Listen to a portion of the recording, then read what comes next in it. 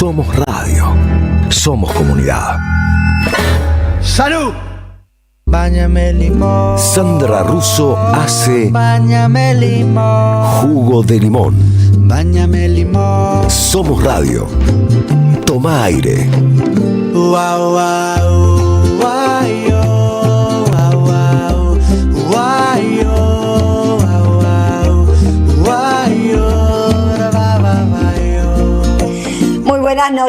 Muy buenas noches a todos vosotros. Y bueno, seguimos remando en dulce de leche, la época es de dulce de leche, así que no hay más remedio que seguir remando. Hoy cuando estaba pensando cómo abrir el programa, porque las cosas se empiezan a entremezclar, ¿no? Antes decíamos, ¿empezamos por afuera o empezamos por adentro? Y ahora realmente estamos en una instancia, me daba cuenta hoy, que, digamos, antes lo de pinta tu aldea y serás universal, antes uno pensaba que bueno, que había hay ciertos matices, ciertas diferencias entre lo que pasa afuera y lo que pasa adentro. Me refiero a lo que pasa a nivel político local y lo que pasa a nivel político, a nivel geopolítico. Lo que pasa es que se imbrican esas coordenadas de una manera que tal vez no lleguemos a comprender mientras está sucediendo. Por ejemplo, hoy lo escuchaba Abel Furlan, secretario general de la UOM, en una entrevista radial, la 750 creo que era, y lo escuchaba preocupado por algo que es absolutamente lógico que esté preocupado, y sin embargo nosotros hasta desde el lugar del periodismo, y no quiero imaginarme entonces cómo debe ser para el lugar de alguien que trabaja de otra cosa, pero se habla mucho últimamente de normalizar. Normalizar es de alguna manera también aceptar. Cuando uno normaliza algo, lo está aceptando como parte de las cosas que está dispuesto a seguir aceptando. Por eso no hay que normalizar, porque cuando uno normaliza algo que es contra natura, o que a uno le parece, de acuerdo a sus principios, de acuerdo a sus valores, de acuerdo a su ideología, de acuerdo a su sentido común, a lo que ustedes quieran, cuando alguien toma determinada posición, se tiene que hacer cargo de todo lo que significa esa posición. Y Furlan decía que está un poco cansado, siendo dirigente gremial, de ver cómo la reforma laboral que les va a afectar la vida a todos los trabajadores y las trabajadoras está siendo a todas luces, a cielo abierto también, negociada por el gobierno libertario con los gobernadores macristas y con los gobernadores radicales y con los 2 o 3 peronistas que tenemos por ahí, que no sé si serán peronistas o qué serán, pero bueno, son la misma mierda que los otros, digamos. Lo que decía Furlan es, ¿dónde está la representación de los trabajadores para discutir una reforma laboral? Obviamente que el gobierno libertario no va a llamar a la CGT para discutir ninguna reforma, porque es toda una puesta en escena, lo que hacen con los gobernadores también. No están discutiendo los gobernadores que van a negociar los votos, que va a ser en febrero, pues posiblemente el 11 de febrero, falta poco, para todo falta poco. Después hay dirigentes que andan diciendo, no se apuren, los veo demasiado apurados, pero por supuesto que estamos apurados, nos están aplastando, nos están pasando por arriba, las elecciones son el año que viene, mirá si nos vamos a estar un poco apurados para que se resuelva algo. Obviamente que estamos apurados y estamos llamando a la acción también a quienes tienen la pretensión de representarnos, porque el tiempo pasa. Porque estamos en el 26, porque las elecciones son en el 27 y porque no hay ni siquiera un amago de algo que uno pueda sospechar como un armado respetuoso para con el electorado. Piensen en el electorado, sáquense la vista del ombligo propio y piensen en un electorado que está necesitando representación. Vuelvo a Furlan y a esto que decía de que entre tantas cosas delirantes que pasan, el gobierno está decidiendo la suerte de los trabajadores y las trabajadoras que, yo estoy jubilada, pero de todas maneras tengo que seguir trabajando para poder comer como todos los jubilados de este país. bueno, van a ser todas malas noticias para quienes vivamos de nuestro trabajo y no de rentas, que es el 3%, 5%, 4% de la población. Son cosas que están fuera de lugar, decía Furlan, y a mí eso me dejó pensando, porque ahí es como que dije, bueno, está todo mezclado, lo de adentro, lo de afuera, lo que pasa afuera empieza a pasar adentro, está todo fuera de lugar. Por eso tomo esa frase de Furlan, a que arrancó pensando en que el destino de los trabajadores y las trabajadoras lo están decidiendo gobernadores de provincias que no tienen un pito que ver ni con el gremialismo, ni con el sindicalismo, ni con la representación de los trabajadores, ni con nada que esté vinculado a la reforma laboral. Por eso es una interlocución la del gobierno que está fuera de lugar, pero está fuera de lugar en los términos del obsceno. Lo obsceno, la palabra obsceno también es algo, es una escena que no deberíamos ver. Es una escena, lo obsceno es algo que debería estar fuera de la vista. Y sin embargo, tanto adentro como afuera, lo hemos visto ayer en Davos, estamos presenciando cosas de una obscenidad increíble, como prueba, por ejemplo, de la sí, me preguntan, la tesora de mi productora me pregunta si ya arranqué con el editorial, y sabés que sí, pero en realidad no tendría que haber empezado con el editorial. Gracias, Victoria, paso el teléfono. Sí, ya sigo, porque ya había embalado, pero les tengo que dar los teléfonos para que ustedes se comuniquen. Es el 11 3200 0530, 11 3200 0530. Arrancamos con jugo de limón, copete y bajá y venimos. Con cosas para decir y escuchar, las dulces y las ácidas. Jugo de limón, con la conducción de Sandra Russo. Somos radio, somos periodismo. AM530. Tomá aire. Miren, no lo hice a propósito, pero ahora que estoy hablando de las cosas que están fuera de su lugar, bueno, me pasan estas cosas. Estaba el editorial fuera de lugar. Les estaba hablando precisamente, esto no fue obsceno, no fue obsceno, pero hablando de la obscenidad, ¿qué ejemplo más obsceno podemos dar que el de Trump, que sigue publicando los chats privados que le mandó todo el mundo? Ahora publicó el que le mandó el presidente de la OTAN, siguió publicando los que le mandó Macron. Por supuesto que esas son cosas obscenas, porque no están destinadas a ser vistas por nosotros. Y en esto de que yo les estaba comentando, de las cosas fuera de lugar, de la adentro y de la afuera, bueno, hoy Trump dijo, no me meto con el Borde de la Paz porque es el tema de Jorge, pero bueno, ya se los va a comentar y lo va a ampliar. Pero además de firmar de ese consejo trucho y de esa ONU paralela, a mí me indigna que los medios de comunicación argentinos ya lo empiecen a pronunciar hasta a darle cierto grado de entidad, cuando a todas luces es un disparate de un anciano que no sabe cómo seguir demostrando una fuerza bruta que por momentos la realidad le impide. Si fuera por ello, estoy segura que tiraría bombazos para todas partes, pero la realidad se lo impide. Y después de eso su yerno presentó el proyecto inmobiliario para Gaza. Es el viejo proyecto de los emprendimientos turísticos, y ahí no participó en ese emprendimiento, no participó un solo palestino. No es raro que en la Argentina la reforma laboral la estén discutiendo gobernadores y ni un solo dirigente sindical. Se dan cuenta que en ese fuera de lugar es la época. Vayamos a donde vayamos o lo apliquemos a donde lo apliquemos, va a caber, vamos a encontrar una manera de hacer caber el fuera de lugar. Porque el que está en la Casa Rosada no debería estar en la Casa Rosada. El que está en la Casa Blanca no debería estar en la Casa Blanca. Empezando por esas usurpaciones legales, porque los votaron, es cierto, pero tanto en un país como en el otro hay dudas sobre la salud mental. Recién le escuchaba a Mastrangelo que decía que efectivamente para ser socio pleno de esa especie de ONU paralela, en realidad, volviendo a lo que analizábamos ayer, al discurso del premier canadiense, que fue lo más valioso del Davos de este año,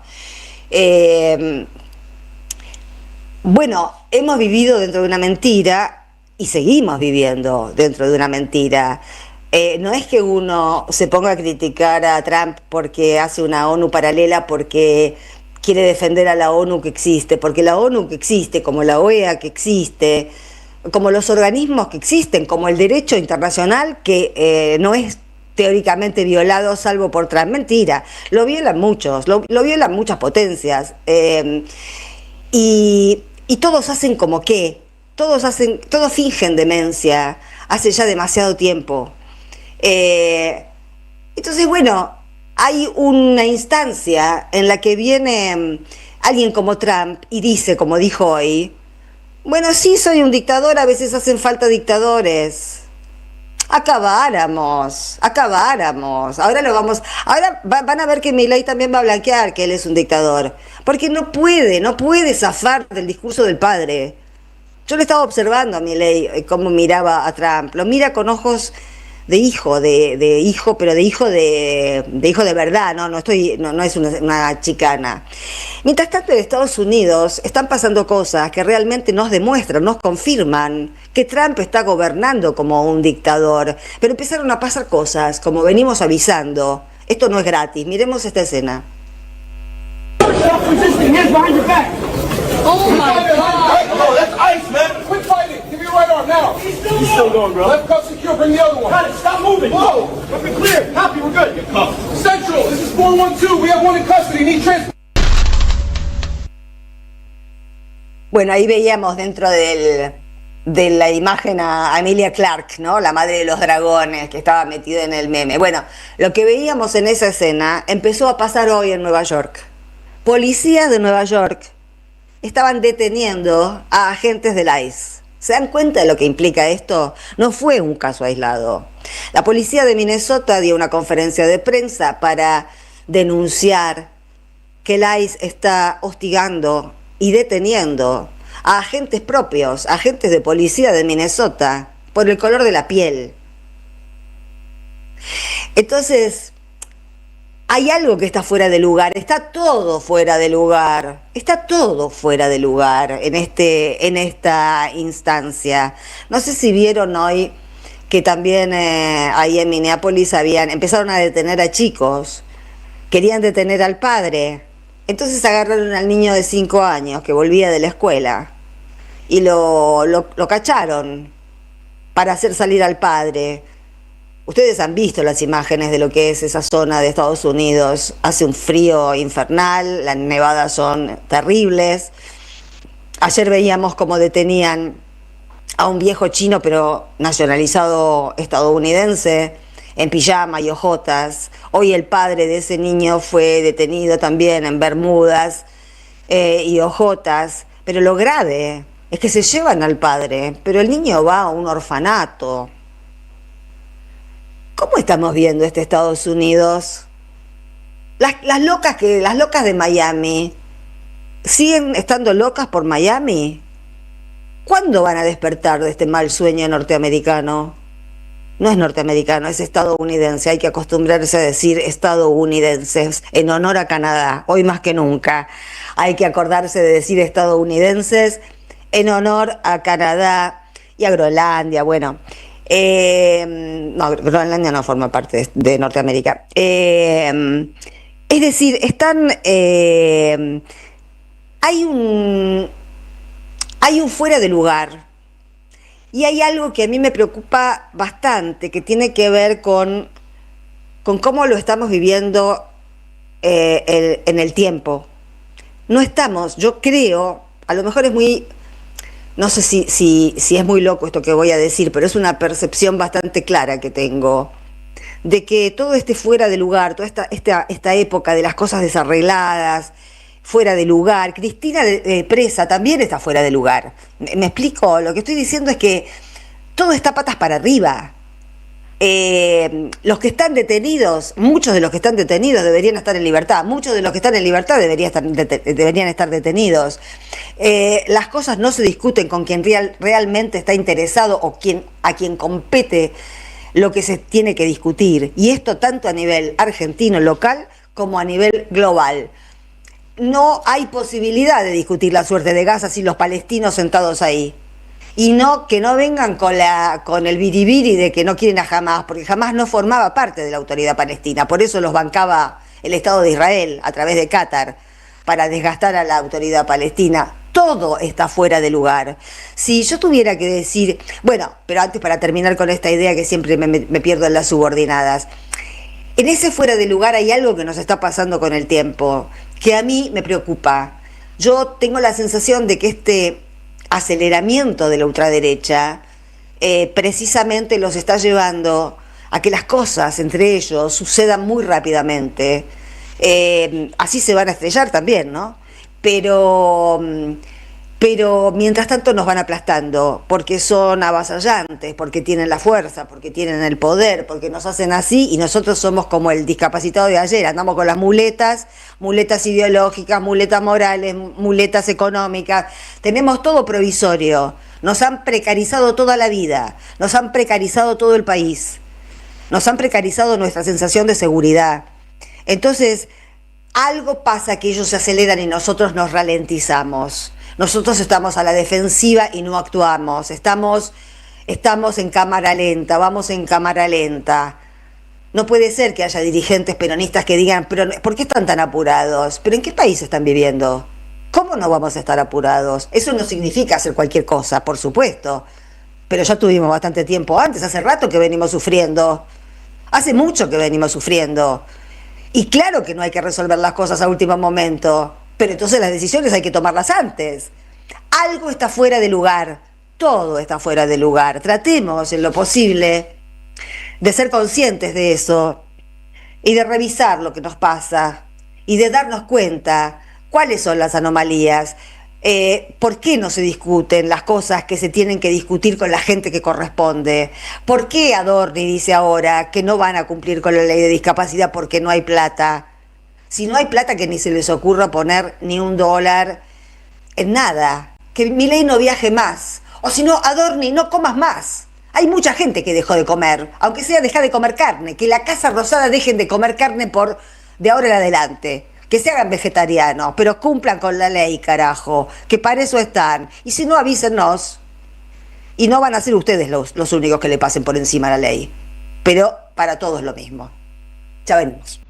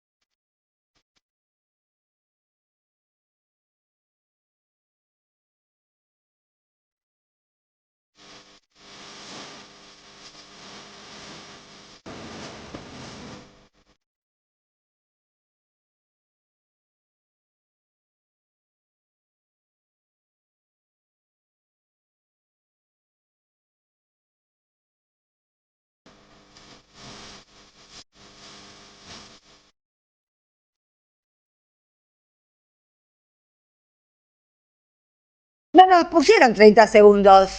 Y bueno, me parece que sí, lo que pasa es que usted así del tiempo, sí, efectivamente, pero no importa, yo le voy a... Primero, ¿cómo dice que le va a Sandra Russo?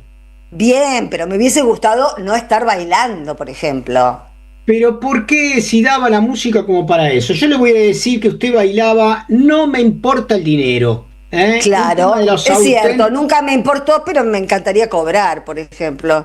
Sí, bueno, Los Auténticos Decadentes junto con Julieta Venegas, vivo en el Palacio de los Deportes.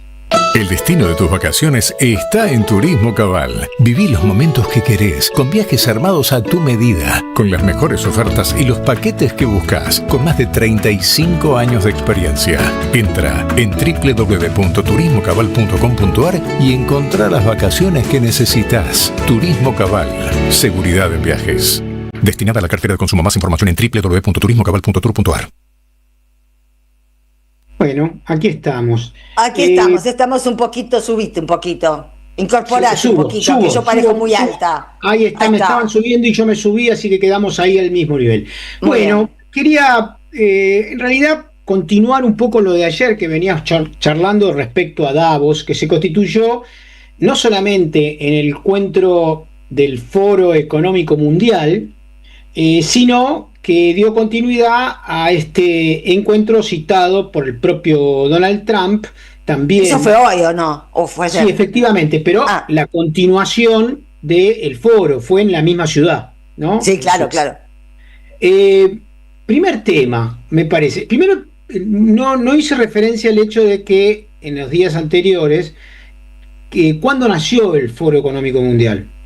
Me parece. Nació en 1971 y fue un proyecto de un alemán neoliberal que buscó cuestionar en el primer encuentro que se hizo en el 71 el estado de bienestar que todavía continuaba en Europa, básicamente, con algunas también características en Estados Unidos, ¿no es cierto?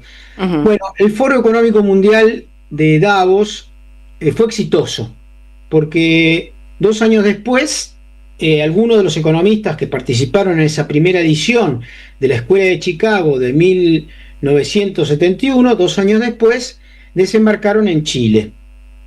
Era la época en que ganaban premios Nobel Milton Friedman. Exactamente. Friedrich Hayek. Sí, que en realidad es la recuperación de la ortodoxia económica. ¿Por qué? Claro. Porque el mundo económico, incluso académico, estuvo controlado por la ortodoxia hasta la década del 20, si se quiere, del 30 del siglo pasado. Ya en el 1920, empezaron algunos atisbos de estado de bienestar en Alemania, post-Bismarck, y sobre todo en los países nórdicos. Pero el gran ejemplo del estado de bienestar fue el que inició Roosevelt luego de la crisis del 29-30, que se vio también expresada de alguna u otra manera por Hipólito Yrigoyen en la Argentina, digamos, claro, ¿no?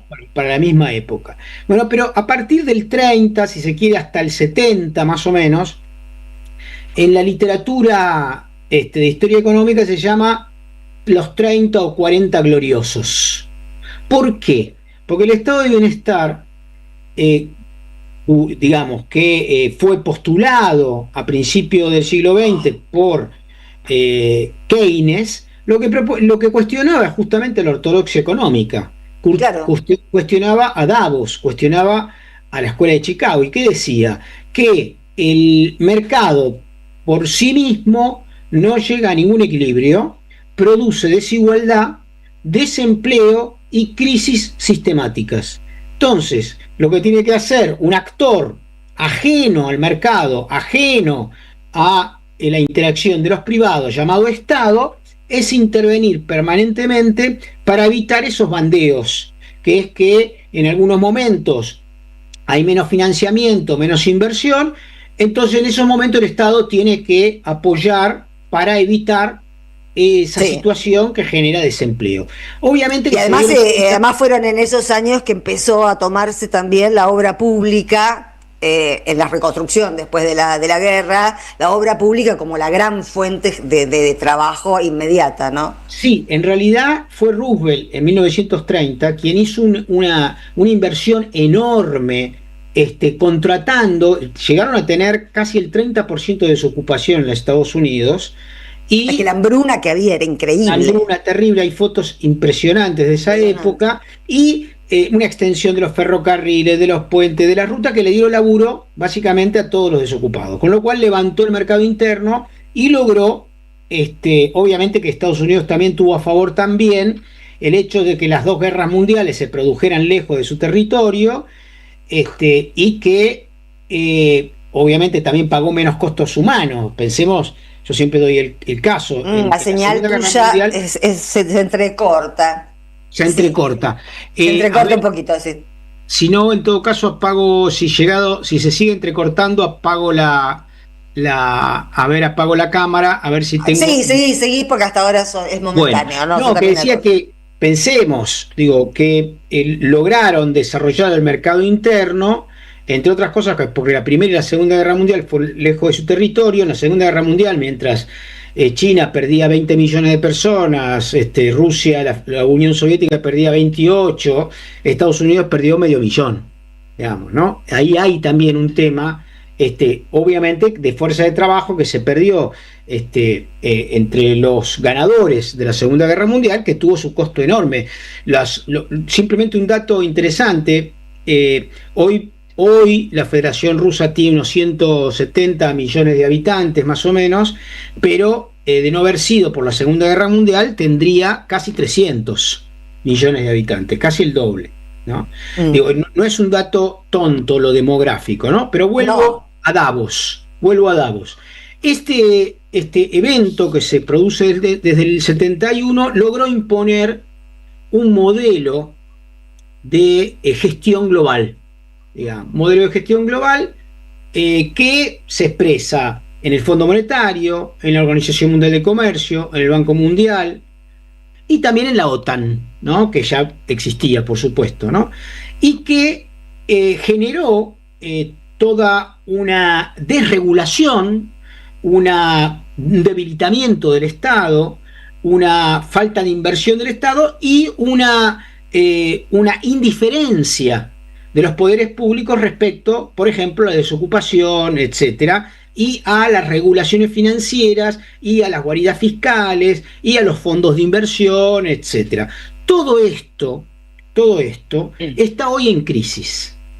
El sustento está en crisis, por eso están tan desesperados, porque Trump lo que hace es poner en evidencia que ese modelo fue aprovechado lúcidamente, inteligentemente y con mucho esfuerzo por la República Popular China, controlando la economía sin liberar y sin desregular las finanzas, y orientando toda la potencia, toda su potencia demográfica al desarrollo inclusivo. Y eso llevó a que hoy China tiene más competitividad, más productividad que Estados Unidos. Tiene más de todo China. Claro, y marcha, como lo dice el Banco Mundial, el Fondo Monetario y la Organización Mundial de Comercio, marcha a ser la primera potencia mundial en apenas 5 años. Entonces, eso es desesperante para alguien, en este caso Estados Unidos, porque el primero que empezó a tratar de tergiversar esta situación no fue Trump, fue Obama. En la primera década de este siglo ya la vieron venir y empezaron a bombardear a China, con sanciones leves, etcétera, etcétera, con aranceles, etcétera. Pero ahora, por supuesto, como no pudieron pararlo,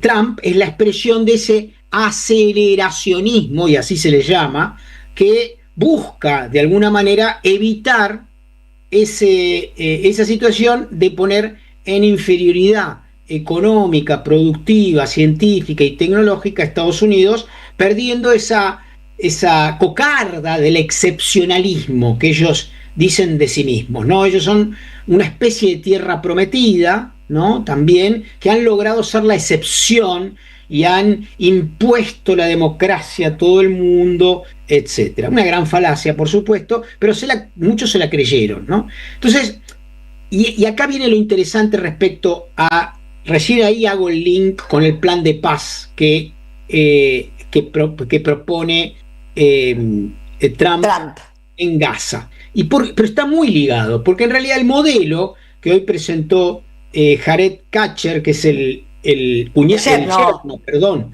de Donald Trump, es increíble, le puso unas diapositivas, ¿no? Que las estuve viendo. Claro, es armar un Dubái. Claro, parece Dubái, sí, parece Qatar, Dubái. Claro, pero cuyo gobierno supremo es Trump. Claro, que es todo Trump. Claro, pero en realidad es el robo de una nación. Claro, o sea, se afanó una franja y además una franja. No queda rastro de palestinos. Netanyahu está contento porque eso va a implicar la expulsión, lógicamente. Le van a dar laburo a aquellos que no estén ligados a un espíritu de autonomía e independencia, es decir, a los bizarros que se entreguen su voluntad, o a las personas destrozadas y muertas de hambre que lo único que quieren es sobrevivir, por supuesto, y van a expulsar al resto. Entonces hicieron un dibujito donde hay áreas de agricultura, áreas de grandes hoteles, áreas... Es nauseoso ver, claro, ver esa escena. ¿Quiénes participan? Porque acá viene la parte que tiene que ver con quiénes son los que participan de esta junta. Por supuesto, Egipto e Israel, claves, porque son los países limítrofes con Gaza, ¿no? Claro. Es decir, y hoy se abrió justamente el paso de Rafah, ¿no? Por primera vez en mucho tiempo, que es el paso de entre Gaza y Egipto, con la clara intencionalidad de que empiecen a irse, de empujarlos a que busquen destinos. La verdad es que hay que decirlo con dolor, como buscaron mis bisabuelos y muchos de nuestros ancestros. Los míos también, por otro motivo. Escapados del hambre, de la guerra, de la muerte, del hambre, de la desesperación, etcétera, etcétera. Entonces le dice, mira, acá abrimos la puertita. Acá tenemos la puerta. Incluso, la salida, ahí está la salida. Claro, ahí está la salida. E incluso tenemos acá un país que acabamos de inventar, que se llama Somailandia. ¿Se llama así? ¿En serio? No, quiero contarlo porque es muy importante esto. Ajá. Hace 3 semanas, en Somalia hay una guerra civil, hace años, con grupos fundamentalistas wahabitas y contra, sobre todo, los pueblos de tradición religiosa no musulmana, ¿no? Con crímenes atroces, etcétera, etcétera. Entonces, toda la parte sur de Somalia está más o menos en paz, no tiene los ataques que tienen en el norte y quieren seguir continuando esa paz, ¿no? Entonces Israel hace 2 semanas, con arreglo obviamente de los gobiernos y de la sociedad civil de Somalia, decidió reconocer a Somailandia, ¿no? Que, para que ustedes se ubiquen, está enfrente de Yemen o enfrente de Arabia Saudita, es decir, a unos 600 kilómetros de Gaza, ¿no? Entonces está clarísima la jugada. Ahí tenés un lugar que nosotros vamos a controlar porque Israel le garantiza seguridad contra los grupos estos del norte. Es el único país en el mundo que reconoció a Somailandia, pasó hace 2 o 3 semanas, y ya tienen un destino para aquellos que van a ser expulsados. Con lo cual, esta Junta de la Paz, y esto es muy importante entenderlo, que hablan de una nueva Gaza, pero nunca hablan de la independencia de Palestina, que estaba puesto en el último punto de los 20 puntos de Donald Trump hace 8 meses. Es decir, en aquel momento se dijo que uno de los puntos orientaba a la independencia de Palestina. Ahora eso, en esta Junta de Paz berreta, no está, contribuyendo obviamente a un resquemor, a un resentimiento, a odio, al odio, están alimentando el odio, pero por supuesto, si no odias a esa gente, no odias a nadie. Y Jared Kushner dijo que Gaza se va a convertir en un nodo turístico. Ay, qué copado, vamos a tener a las chetas de acá contentas. Y él va a ser el dueño, porque él va a vender las tierras, ¿no? Va a ser como un shopping grande, grande. Y va a ser realmente un lugar donde la gente va a prosperar y tener empleo. Con lo cual, en el mismo movimiento, continúan de una manera ya ahora no con los cañones, sino con la zanahoria.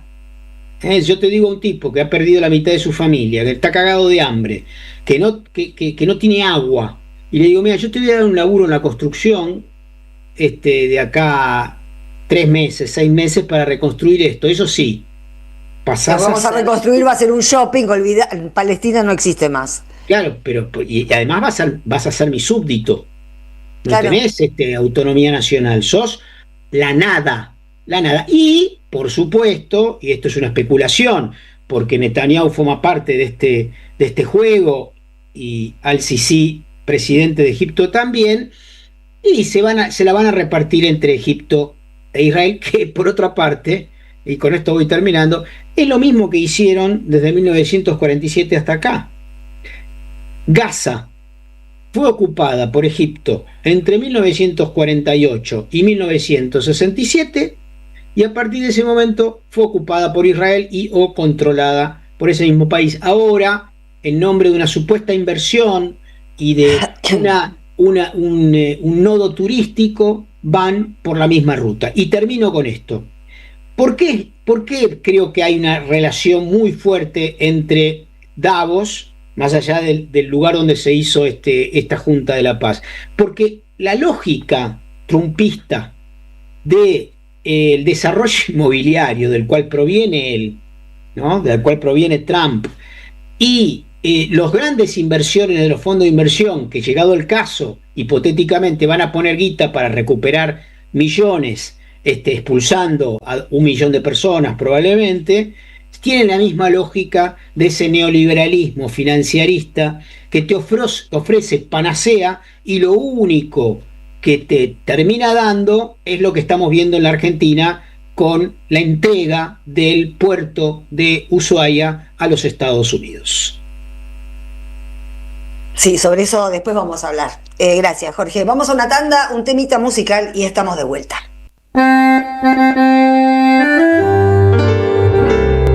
Cuando estén secas las pilas de todos los timbres, hay una radio que nunca se apaga. Cuando no tengas ni fe, que 20 años no es nada. Prende la radio. Prendete. AM530. 20 años. Somos radio. Somos comunidad. En el CUI estudia idiomas con la mejor calidad académica. Inglés, italiano, francés, portugués, alemán, chino y muchos más. Cursos por Zoom o presenciales. Centro Universitario de Idiomas. Certificados y diplomas UBA. Inscribite en cui.edu.ar o llamando al 53 53 3000. Puerto La Plata, un importante nodo logístico para los sistemas productivos de la región. Un puerto en continuo desarrollo. Puerto La Plata, el puerto del futuro. Alimentos cooperativos. Producción y comercialización de productos cooperativos y de agricultura familiar. Envíos a todo el país. Por pedido, envía tu mensaje al 11 34 31 2928. Seguinos en Instagram como @alimentos cooperativos. Gracias, mami. Escuchar este mensaje te toma más tiempo que abrochar tu cinturón o la sillita de tu hija o hijo. Un clic que salva. Ministerio de Transporte, Gobierno de la Provincia de Buenos Aires. Llega el verano y la cultura vuelve a ser un lugar de encuentro y alegría. Este verano te invitamos a disfrutar de vacaciones en toda la provincia de Buenos Aires con una programación pensada para toda la familia. Disfruta de teatro, música, cine, juegos, talleres y lecturas de verano, con más de 600 actividades libres y gratuitas y la presencia de 1000 artistas en circuitos culturales que recorren cada territorio. Porque lo mejor de la cultura es la felicidad de compartir. Conocé la agenda completa en institutocultural.gba.gov.ar. Instituto Cultural, Gobierno de la Provincia de Buenos Aires.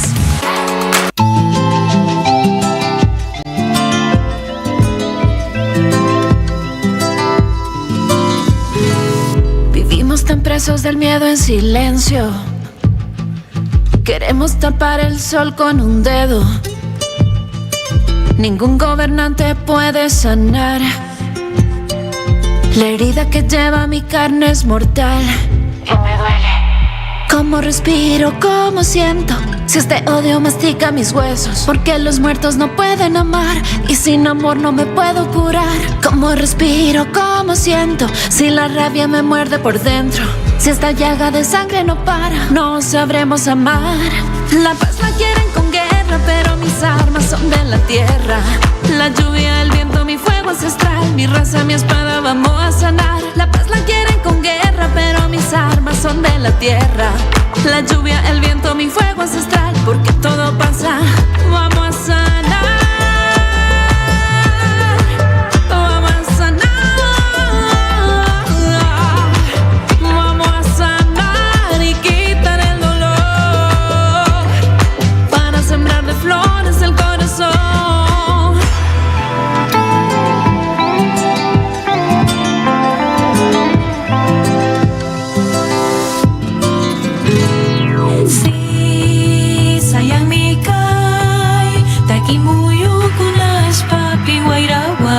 Oye, cuando la tierra tiembla, el cielo oscuro se acerca a la tiniebla. La tierra no es de quien la habita. En medio del silencio las voces gritan. La fe es inquebrantable. La sangre de los caídos se vuelve palpable. Nuestra paz ha vuelto vulnerable. Presos los inocentes, libres los culpables. No más daños, sin reparos. Las melodías llevan disparos. Existe un llamado y si nadie contesta, sabemos que amor es la respuesta. Cómo respiro, cómo siento, si este odio mastica mis huesos. Porque los muertos no pueden amar y sin amor no me puedo curar. Cómo respiro, cómo siento, si esta rabia me muerde por dentro. Me muero por dentro. Me muero por dentro. La paz la quieren con guerra, pero mis armas son de la tierra. La lluvia, el viento, mi fuego ancestral, porque todo pasa, vamos a sanar. Vamos a sanar. Vamos a sanar y quitar el dolor para sembrar de flores el corazón. Vamos a sanar. Vamos a sanar. Vamos a sanar y quitar el dolor para sembrar de flores el corazón.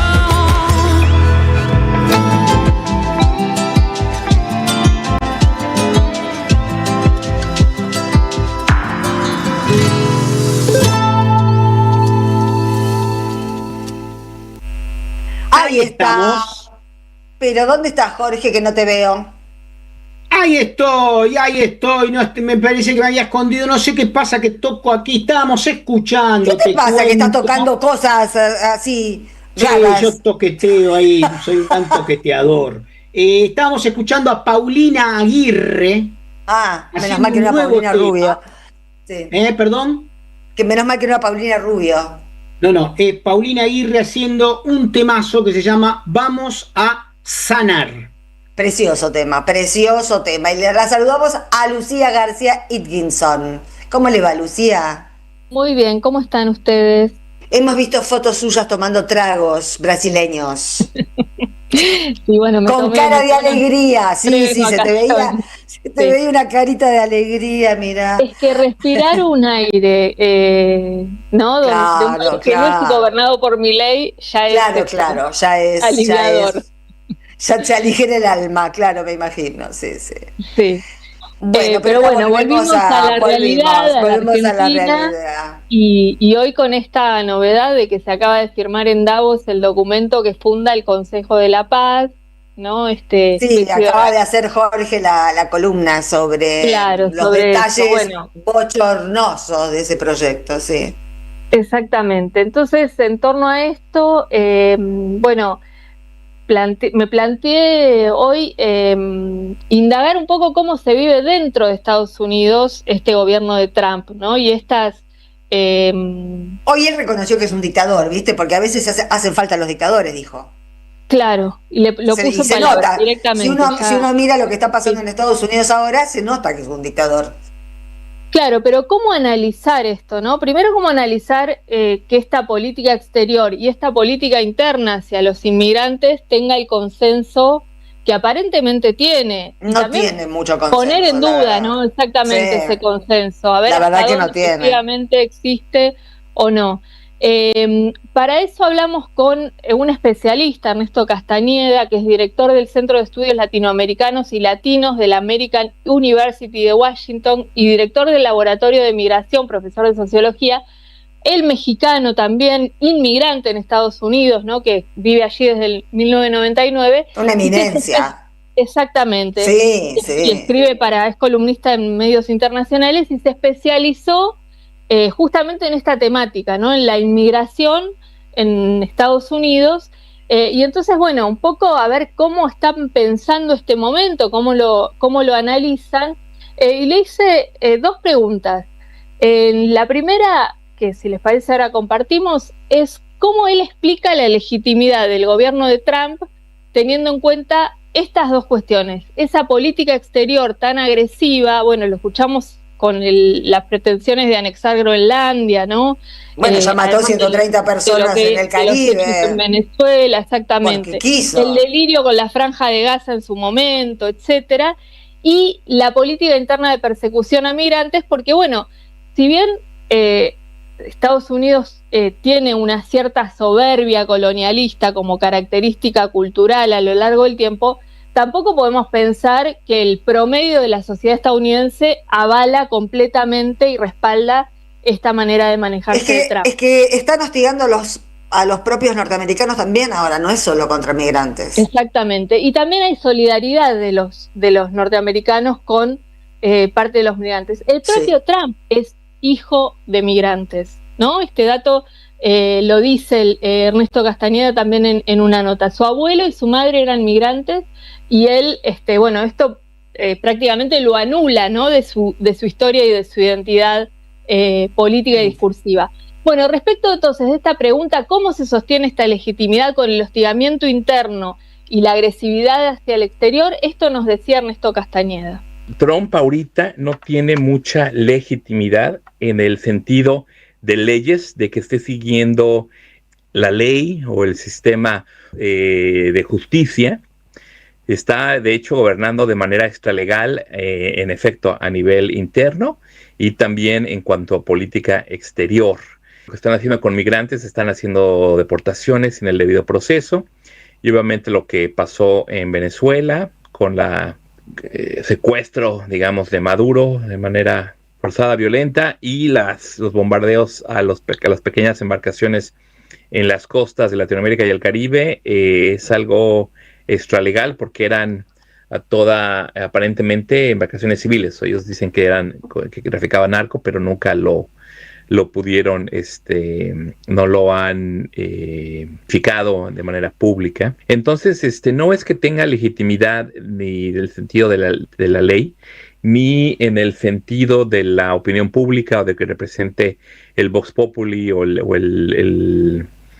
pasión o los deseos del pueblo americano, ya que se encuentra ahorita con una bastante baja nivel de aprobación, bastante bajo nivel de aprobación. Entonces lo que está haciendo es que, ganó las elecciones, parece de manera legal, entonces es de hecho el presidente de Estados Unidos, tiene la mayoría en el Congreso, poca oposición de los republicanos a sus caprichos y deseos. La Suprema Corte de Justicia tiene una mayoría conservadora, entonces no ha tenido Se cortó. Se cortó ahí. Lo que decía es que no ha tenido oposición dentro, ¿no? de los republicanos. Exacto. Pero que tampoco, decía en otro tramo, fue extensa la conversación con él, tampoco este movimiento MAGA, Make America Great Again, que él lo vende como su gran sustento político, es un movimiento que esté efectivamente muy articulado, que tenga una expresión en las calles, que se sostenga, que ni siquiera que esté articulado políticamente en la representación en el Congreso norteamericano, ¿no? Es más bien como un título que él tiró para construir su candidatura y al que apela en determinadas coyunturas, pero no es que se trate de un movimiento, una organización política que efectivamente lo sustente. Es decir, que es mucho más lo que se vende y esa gestualidad imperialista que lo que efectivamente lo sostiene, ¿no? Pero claro. También lo que Castañeda dice que es cierto es que no ha habido institucionalmente resortes que le pongan un límite, ¿no? No, hasta ahora no, pero me llama la atención que la descripción que hace Castañeda de Trump coincide con la descripción que hacía el Papa Francisco de Milei. Es decir, son presidentes legítimos por origen, pero no legítimos en ejercicio. Exactamente. Coincide perfecto. Por lo tanto, la práctica no es democrática, ¿no? Terminan teniendo derivas autoritarias que se discute si es o no fascismo. Bueno, Castañeda sostiene que no se puede asimilar el régimen de Trump al fascismo, entre otras cosas porque no tiene una expresión popular en las calles que lo sostenga. Salvo, dice él, el ICE, estas fuerzas de choque que deportan a migrantes, pero que son una especie de, digamos, de fuerza parapolicial, ¿no? No sí, es que son grupos de tareas. Civil organizada. Eso claro. Está organizado y sostenido y hasta financiado desde el Estado. Entonces, claro, bien, no tiene un rasgo populista este fascismo de Trump, como lo tuvo el de Mussolini. Exactamente, pero sí estas bandas del ICE se arman también con voluntarios. Claro. ¿no? Con voluntarios que quieren ir a deportar migrantes, ¿no? Que están convencidos de esta línea ideológica, quieren pasar a la acción en el sentido de... Bueno, parte de los voluntarios, claro, parte de los voluntarios que integran el ICE son los Proud Boys, que son la banda de trumpistas que lo defendían a Trump desde la primera presidencia y son los que asaltaron el Capitolio. Y a muchos de ellos, a los que indultó, los está incorporando al ICE. Pero tampoco son miles y miles y miles.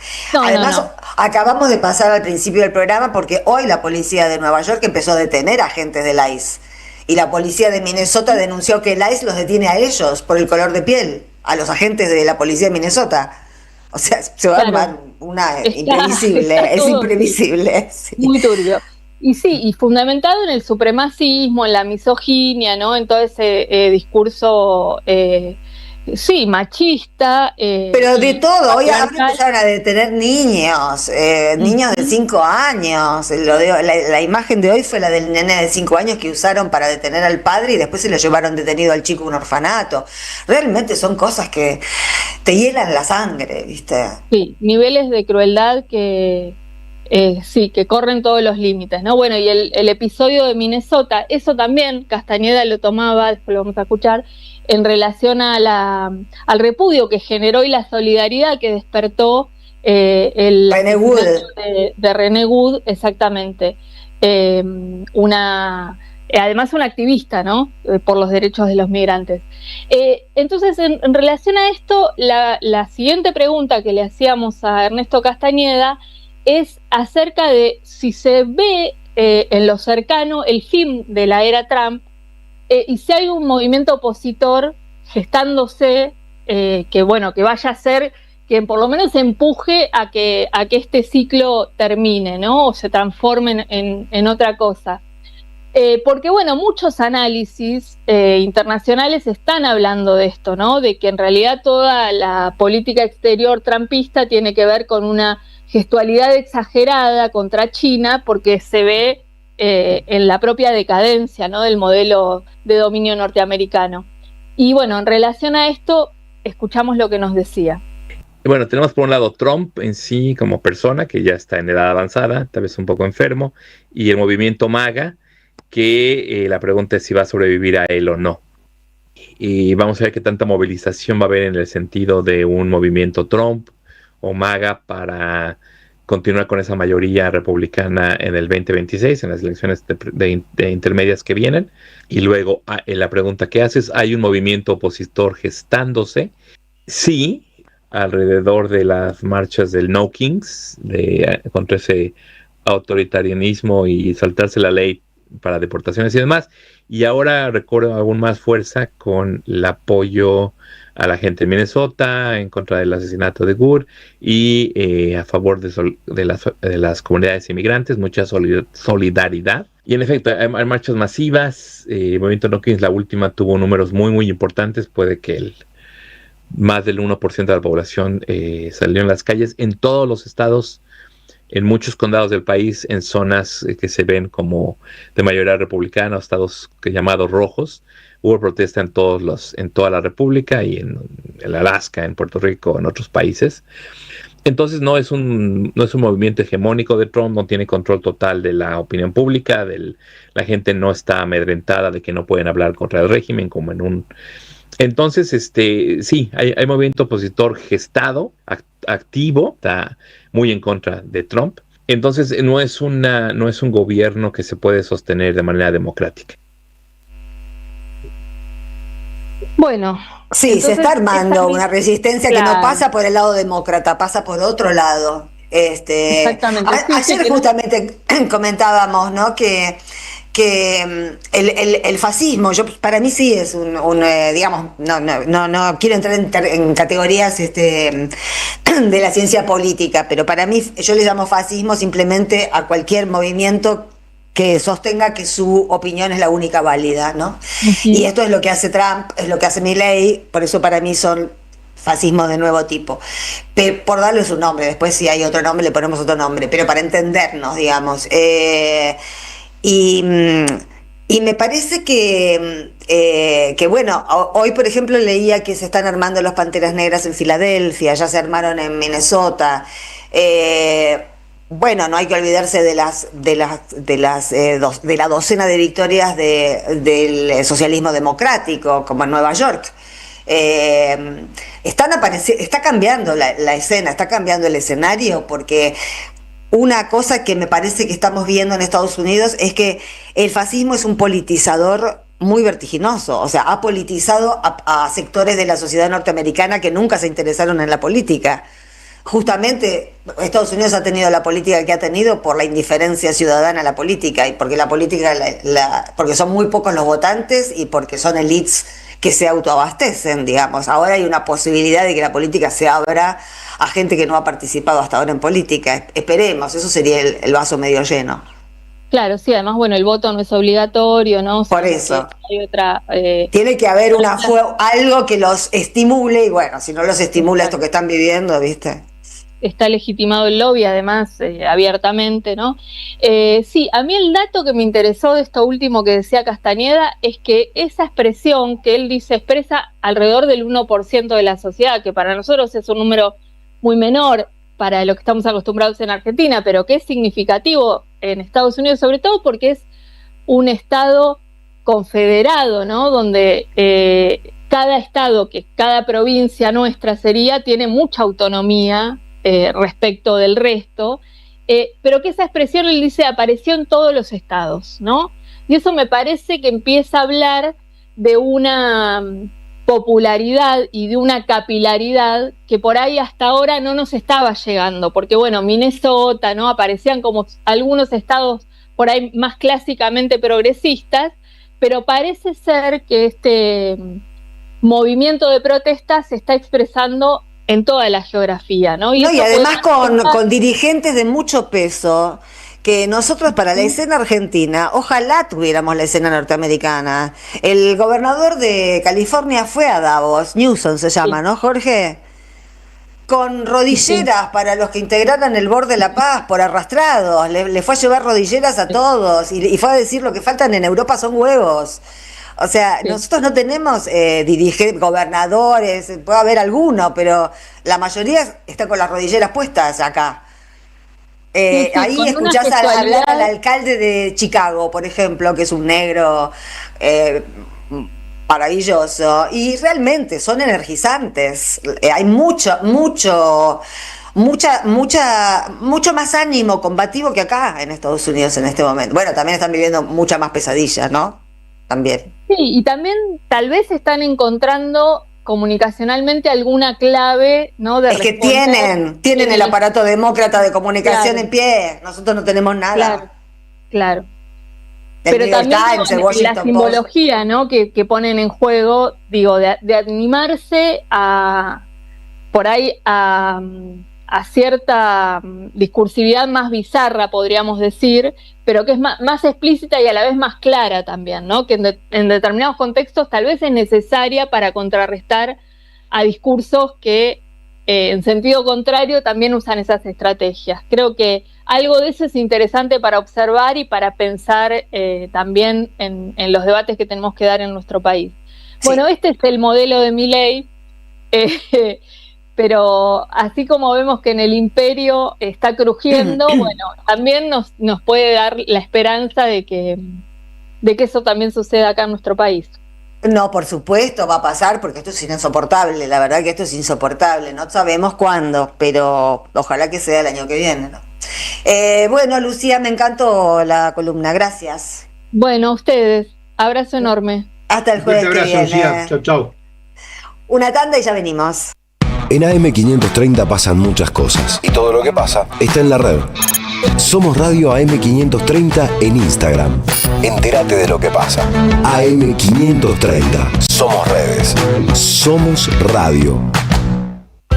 En el CUI estudia idiomas con la mejor calidad académica. Inglés, italiano, francés, portugués, alemán, chino y muchos más. Cursos por Zoom o presenciales. Centro Universitario de Idiomas. Certificados y diplomas UBA. Inscribite en cui.edu.ar o llamando al 53 53 3000. ¡Wow! ¿Cómo dices cuenta DNI? ¡Wow! ¿Que ahora tienes plazo fijo? ¡Wow! ¿Y que tienes una tasa especial? ¡Wow! Y eso hace que tu dinero crezca. ¡Wow! Y crezca. ¡Wow! Y crezca. ¡Wow! Pará, ese último wow no entendí. ¡Wow! ¡Ah! ¡Que crece! Cuenta DNI. Tu plazo fijo de Banco Provincia es realmente wow. ¡Wow! Conoce más en bancoprovincia.com.ar. Felicitas Bonavita está en AM530. La tenemos a Teresa Parodi en línea. ¿Algún recuerdo así, el primero que te venga a la mente? ¿O aquel momento que tuviste con Eve que te viene a la mente? Uno de los momentos más lindos, pero uno fue cuando me llamó por primera vez, hace muchísimos años, cuando los Madres cumplían 10 años de lucha. Me dijo, hola Teresa Parodi. No nos conocíamos nada, ¿no? Yo no la conocía, por supuesto, que te quiero decir, nunca habíamos hablado. Entonces ella me dice, hola Teresa Parodi, mira, yo soy Eve Bonafini y quiero que vos cantes cuando celebramos los 10 años en el Luna Park. ¡Pum! Así. Entonces, hola Eve Bonafini, le dije yo, aquí Teresa Parodi, con mucho gusto voy a cantar. Qué lindo, qué lindo. Y ahí empezó nuestra amistad. A las 12, Bonavita 530, en AM 530. 20 años. Somos radio. Somos comunidad. ¿Sabías que estás increíblemente cerca de una de las catedrales más importantes del mundo? ¿De un teatro a la altura de la Scala de Milano? ¿De un museo de ciencias naturales tan impactante como el Smithsonian de Washington? ¿De un parque infantil que inspiró al mismísimo Walt Disney? ¿Y de la primera ciudad planificada de Latinoamérica? Sí, todo eso lo encontrás en La Plata, además de una increíble gastronomía, los mejores planes y plazas diseñadas para enamorarte. Redescubrí La Plata. Estamos acá, increíblemente cerca. Municipalidad de La Plata. La comunidad 530 ya es una realidad y necesitamos que siga creciendo. Tu suscripción es imprescindible para que esto sea posible. Sumate a la comunidad 530. Tendrás la posibilidad de recibir entradas de teatro, recitales, invitaciones a charlas y descuentos en productos y comercios. Bancá a la 530. La radio de las madres te necesita. Si tenés dudas, escribinos 11 64 19 16 50 o envíanos un correo info@am530somosradio.com. Estás escuchando Jugo de Limón con Sandra Russo. AM530. Somos radio. Toma aire.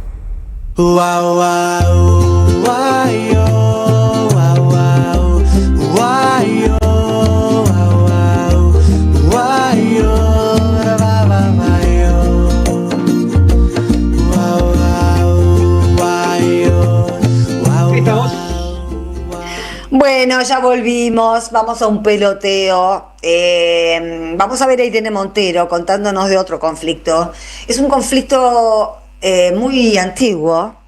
El pueblo saharaui, que son nómades, que viven en el sur de Marruecos, y que fueron colonizados durante los 40 años de dictadura franquista. Durante esos 40 años pertenecieron a España, son los únicos árabes que hablan español, los saharauíes. Y después, Franco tuvo una deferencia con el rey Hassan II de Marruecos. En su lecho de muerte, Franco no tuvo mejor idea que regalarle al rey de Marruecos todo el territorio saharaui, como si hubiese sido de él. Así se comportan las colonias, como si hubiese sido de España. No era de España, el Sahara era de los saharauíes. Bueno, ese conflicto sigue. Irene Montero, los españoles están muy involucrados en el conflicto saharaui porque, bueno, este conflicto estuvo a cargo de España durante los 40 años de Franco y no se terminó cuando se murió Franco, porque los marroquíes siguieron apretando a los saharauis. Y bueno, Hassan fue el que, no sé si ustedes habrán escuchado hablar, pero se habla mucho del muro que Trump quería poner en la frontera con México, que puso, pero el primer muro que existió, el primer muro de ese tipo, fue el del Sahara. 3.000 kilómetros electrificados de muro para que los saharauis no pudieran entrar a Marruecos.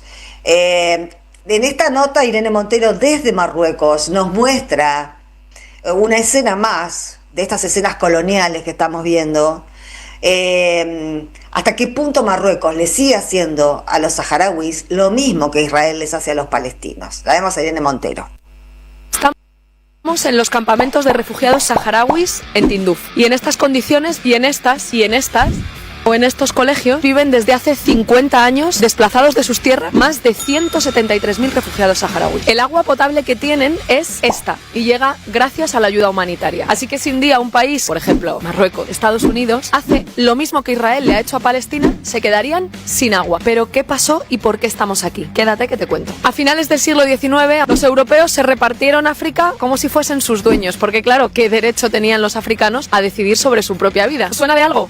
Palestina, Cuba, el Sáhara o América Latina. En este reparto, España se quedó con el Sáhara, que no es Marruecos, es el Sáhara, un territorio autónomo. España mantuvo al Sáhara como su colonia hasta 1976. Un año antes, Marruecos, con el apoyo de la CIA, organizó una operación militar para invadir y ocupar ilegalmente el Sáhara. Lo llamaron la Marcha Verde. ¿Os suena de algo eso de entrar por la fuerza en un territorio, ocuparlo ilegalmente, robarle a la gente sus tierras y sus casas para hacer negocio y creerte su dueño? Tras la invasión ilegal de Marruecos, España cedió la soberanía del Sáhara a Marruecos y a Mauritania. Mauritania renunció a ella y se la quedó Marruecos. Y España quedó legalmente como potencia administradora del Sáhara. Miles de saharauis fueron expulsados forzosamente de sus casas y huyeron aquí, al medio del desierto. Fueron en su mayoría mujeres quienes construyeron estos campamentos de refugiados, mientras los hombres luchaban en 16 años de guerra contra Marruecos. La dictadura marroquí se ha quedado con la parte más grande y más rica del Sáhara, la que tiene los bancos de pesca, y ha construido un muro de 2.720 kilómetros de largo para impedir que los saharauis vuelvan a su tierra. Es uno de los muros más peligrosos del mundo porque en la parte liberada del Sáhara Occidental, la que controla el Frente Polisario, Marruecos ha colocado 8 millones de minas antipersona, de minas antitanques que todavía siguen hiriendo gravemente y llevándose la vida de cientos de saharauis. ¿Y qué hace Europa? Sigue tratando al Sáhara como una colonia de Marruecos. ¿Que Europa quiere negociar un acuerdo de pesca o comercial con algo que afecta al territorio saharaui? Pues no lo negocia con el Frente Polisario, lo negocia con la dictadura marroquí. Marruecos impide entrar a los saharauis a su propio país. Por eso estamos aquí, porque si tú estuvieras en esta situación, querrías que cualquiera, en cualquier parte del mundo, no mirase para otro lado y no te dejase solo. Tenemos todo que aprender del pueblo saharaui, de su lucha, de su resistencia, de su esperanza, de su generosidad. Comparte este vídeo para que más gente sepa esto y diga con nosotras que viva el Sáhara libre. Qué lindo video. Sí, es cierto, el Sahara es un tema... yo recuerdo que en los 90, yo no tenía la menor idea de este conflicto, y en los 90 me presentaron al embajador del Frente Polisario que tenía base en Colombia para toda América Latina, y ese tipo me contó toda la historia. realmente un pueblo muy sufrido, muy acostumbrados, ¿no?, a una vida muy hostil. El Sahara es un lugar muy difícil para vivir, pero también muy combativo, y bueno, y acostumbrados a las separaciones, a no verse por mucho tiempo cuando las familias se separaban, y con un encono con España y con la dictadura franquista, que no lo olvidarán jamás. Pero bueno, Marruecos tomó la posta y no, la situación es la que acabamos de ver. Es increíble cómo está muy bien que Irene Montero haga estos videos, porque son pequeñas pastillas a través de las cuales mucha gente se puede enterar de realidades que por supuesto que tiene sentido conocerlas, pero sin embargo los medios de comunicación no se dedican a informarte, como te darás cuenta. Sí, yo querría agregar dos cosas. Es realmente excelente el video, pero un elemento clave de por qué el generalísimo criminal, asesino, responsable de la muerte de 1 millón de españoles, le entregó a Marruecos el Sahara, porque cuando Franco llegó en 1936 a la península, vino con tropas marroquíes, a quienes los republicanos llamaron los moros. Casi 1/3 de todas las tropas que asesinaron republicanos en España, en la guerra civil, eran, lo mismo que algunos de los personajes que atacaron Malvinas, que eran de Nepal, digamos, ¿no? La misma lógica, es decir... Mercenarios. Si no eran mercenarios, en realidad eran simplemente... Bueno, soldados profesionales. De la monarquía, ¿no? Española. En aquel momento Marruecos no era independiente. Recordemos que España tiene parte del norte son espacios españoles en el norte de África, en Ceuta y Melilla, que es España, en el norte de África, donde viven muchos de estos personajes que colaboraron con Franco en la invasión a España y mataron republicanos. Es un primer tema que es importante recordar, y en reconocimiento a eso fue que Franco le entrega el Sahara. El Sahara es mucho más grande, ¿no? Va desde, justamente, atraviesa de este a oeste toda África, pero esta parte occidental, de África, le corresponde al Frente Polisario, que viene peleando con mucha dignidad hace décadas. Pero un dato clave histórico: el Frente Polisario venció militarmente a los marroquíes en 2 guerras abiertas, y esa fue la razón por la cual se puso el muro y estas minas antipersonales, porque el Frente Polisario logró vencer militarmente a las Fuerzas Armadas de un reino y una monarquía absoluta y brutal, muy similar a la que expresan los grandes señores del Golfo, que obviamente se llevan muy bien con la Europa occidental, para que no cuestionarlo. Pero el Frente Polisario, insisto, ha dado pruebas no solamente de dignidad, sino también de coraje, y ha vencido en 2 oportunidades y en 2 guerras a la gente de Marruecos.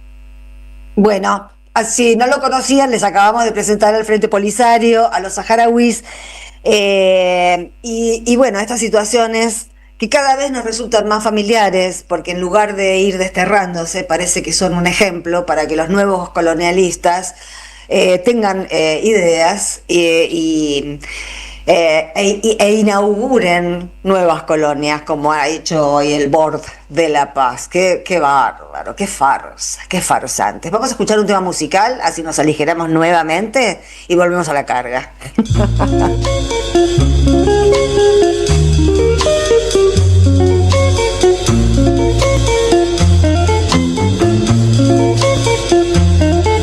Aqui nasceu, aqui sonhou, aqui vivió mi amor, pero ya no está, no sigue sigue junto a mí.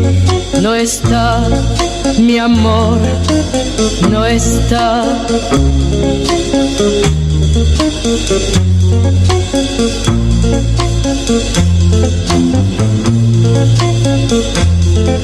Hogar del sol naciente,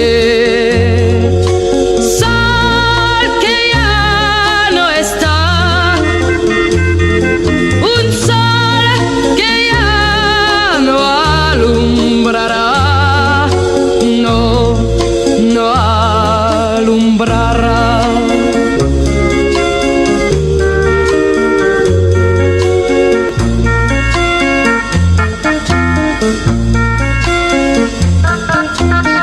Misterioso sol de oriente,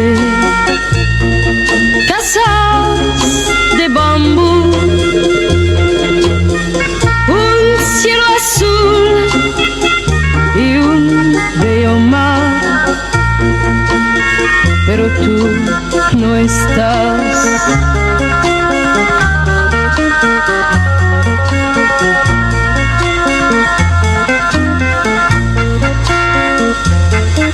Si nunca voy a verte, si jamás tú volverás, yo me iré muy lejos de este hogar, donde yo te puedo olvidar.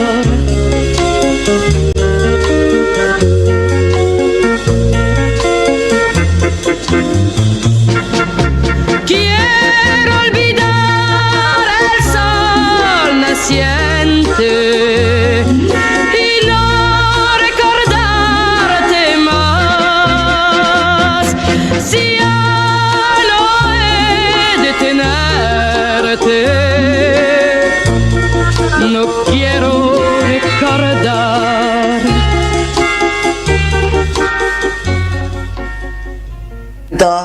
Ahí estamos.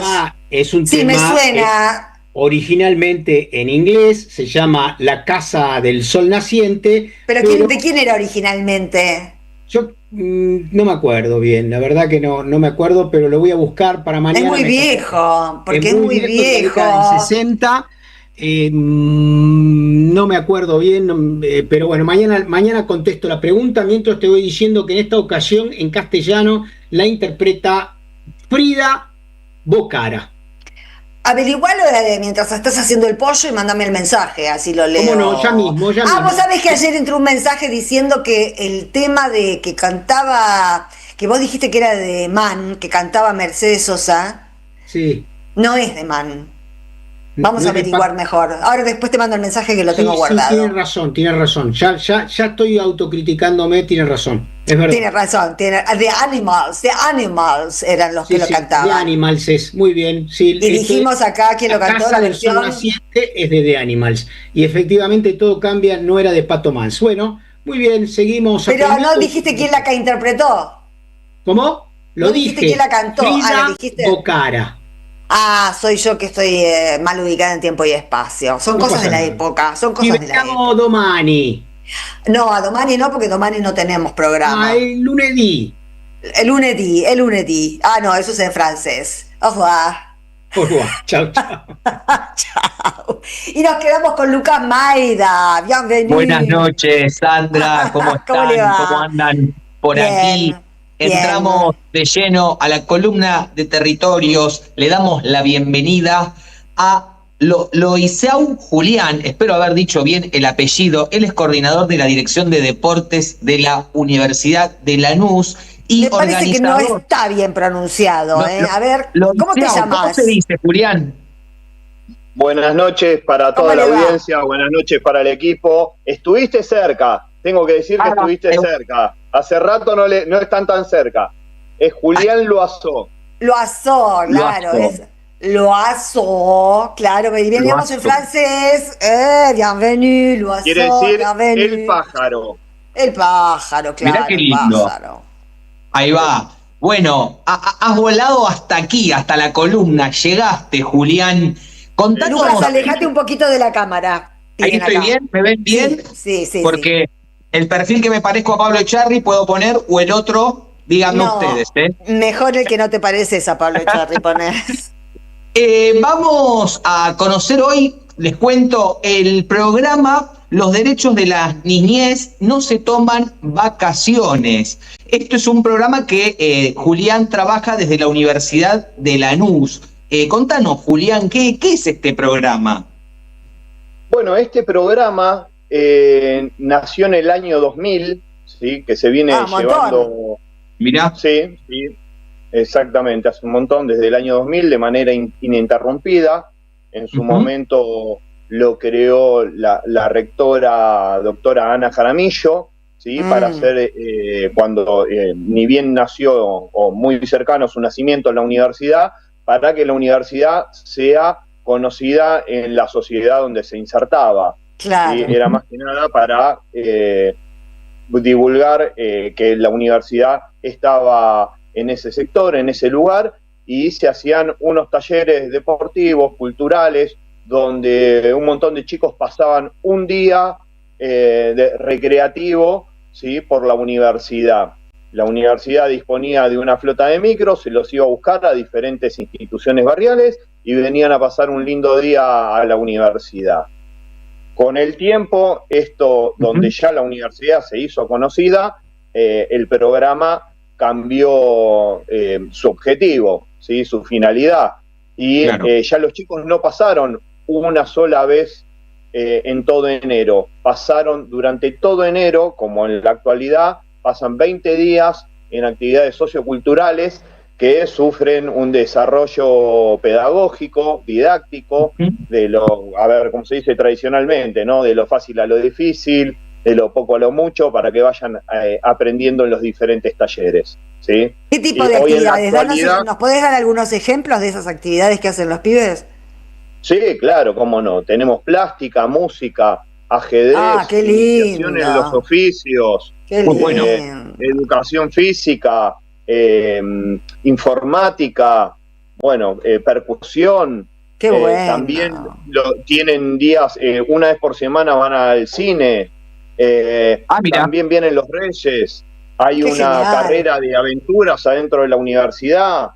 Tenemos una barrileteada, que tenemos un dato histórico, que rompimos el récord de levantando más de 500 barriletes en simultáneo con todos los chicos. ¡Qué maravilla! Impresionante. En la universidad, acá en la Argentina. Bueno, nada, son cosas lindas que vamos haciendo con todo el equipo. Bueno, y este año les pido permiso para informar en este momento de que las cosas están tan complicadas. El maestro Daniel Bosani, que es el nuevo rector de la universidad, tomó la decisión política de que se vuelva a hacer en este contexto, ¿no? Que no es poco. Que se necesita mucho en este contexto tan duro, pero en el que esto que vos estás contando es más necesario que nunca. Y también no puedo dejar de asociar el 2000, que es la fecha del nacimiento de este programa, con esta crisis que estamos viviendo hoy. Evidentemente son actividades para momentos de crisis como este, ¿no? Sí. Bueno, las hemos llevado adelante durante, por así decirlo, del 2000 hasta acá, con todos los contextos. Sí, son 25 años, son 25 años de historia, es muchísimo tiempo. Exactamente, bueno, hoy por hoy ya van pasando más de 300 chicos, vienen unos 200 chicos por día, en otros contextos traíamos 500 chicos por día, pero bueno. Sí, siguen acercándose, es un programa que también... ¿Desde qué edad se puede participar, Julián? ¿Cómo? ¿Desde qué edad se puede participar? ¿Las niñeces a partir de qué edad? Estamos desde los 4 a los 13 años. Mirá, ¿sí? Un montón. De 4 a los 13 años, con grupos mixtos, divididos por franjas etarias, ¿sí? Y en base a las franjas etarias y sus intereses, armamos los talleres para esas edades e intereses, ¿no? Para seguir trabajando desde ese lugar. ¿Y por qué crees que en épocas menos castigadas que esta había más pibes participando de esos programas y ahora que probablemente más pibes lo necesiten hay menos? Porque las familias están desorganizadas, porque no hay nadie que los lleve, porque no sé, porque no tienen guita para el transporte. Bueno, el programa de verano, la Universidad Nacional de Lanús contrata una flota de micros. ¿sí? O sea, el transporte está asegurado. Claro, exactamente. Bueno, en épocas mejores se pueden contratar más micros para ir a la mayor cantidad de... Claro, porque las universidades están muy apretadas también por el financiamiento universitario, no nos olvidemos, ¿no? Sí. La verdad que sí, fue complicado llevarlo este año, pero bueno, gracias al gobierno bonaerense que estuvo colaborando con insumos de diferente índole, con micros también, la verdad se pudo llevar adelante y traer estos 200 chicos por día, que bueno, ya te digo, van pasando más de 300 chicos por el programa, pero casi, o sea, la idea es que pasen todos los chicos, vengan todos los días, de lunes a viernes, ¿sí? Participan de 2 a 18 horas prácticamente, se les da un refuerzo de almuerzo, pasan por los 3 talleres con refrigerio y cerramos con una merienda. ¿Sí? ¿Esos grupos ya están cerrados o se pueden ir incorporando más pibes si escuchan, por ejemplo, los padres ahora?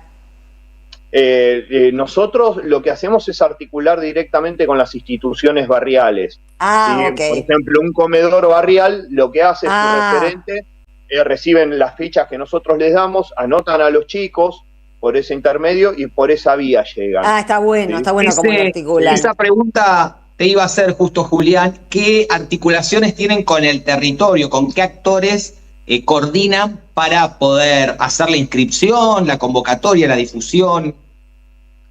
Y bueno, nosotros nos acercamos, yo precisamente, sin ir más lejos, me acerco a las diferentes instituciones barriales, me voy a Villa Jardín, a Villa Zapito, a Chingolo, bueno, a un montón de barrios, ¿sí? De influencia de Lanús, ¿sí? Me acerco, articulo con los referentes, ya hace muchísimos años, ¿sí? Que hago esto, y que bueno, que ya nos conocen y que vienen y que ya saben que el enero, por más que los inviten a una pileta 5 estrellas, los referentes dicen vamos a la Universidad de Lanús porque pasa esto. Todo esto claro. que les conté, bueno, es el mejor programa, claro. 20 años con la referente, tenemos una relación bárbara, hermosa, linda. De hecho, ayer estuve en el cumpleaños de una de las referentes en Villa Talleres, atrás de la cancha de talleres de escalada, que ahí Rosa cumplía años y me acerqué al cumpleaños a compartir su cumpleaños con su gente, la verdad, muy lindo. Bueno, la relación a esta altura ya es así, ¿no? Claro. Pero bueno, nada, la articulación es directa, no hay intermediarios, por decirlo de alguna manera. Bueno, qué genial, hemos dado con algo que funciona. Sí. Claro que sí. Claro algo que sí, que sigue Julián. funcionando, menos mal, vamos todavía. Sí, la verdad es muy lindo y uno siente orgullo porque se pueda seguir haciendo. En pandemia no se pudo hacer de modo presencial y armamos cuadernillos para 500 chicos, ¿sí? Con actividades y también aseguramos los 500 cuadernillos, que era lo que con los chicos que veníamos trabajando, y también mandamos actividades vía celular, ¿sí? Por internet, pero quien no tenía un celular internet tenía el cuadernillo con actividades, con materiales para poder llevar actividades en ese mes de enero, y también acercamos meriendas y otros elementos para que los chicos puedan disfrutar. Así que el programa de verano, por suerte, hasta la pandemia pudo estar presente. Ahí va, Julián, no los paró la pandemia, no los para Milei, no los va a parar nadie, garantizan en la Universidad de Lanús los derechos a las niñeces. Desde acá te mandamos un abrazo enorme. Sandra, ¿querías decir algo? Bueno, no, los quería despedir a los dos. Muchas gracias, Ahí va. Buenas Julián. noches, entonces. Precioso lo que hacen. Muchísimas gracias. Saludos a toda la audiencia, al equipo. Gracias por el espacio. Un abrazo muy grande. Abrazo, gracias Julián. por el trabajo. Hasta luego, Sandra. Hasta luego. Tanda nosotros. Están pasando demasiadas cosas raras, pero hay una radio que nunca se apaga.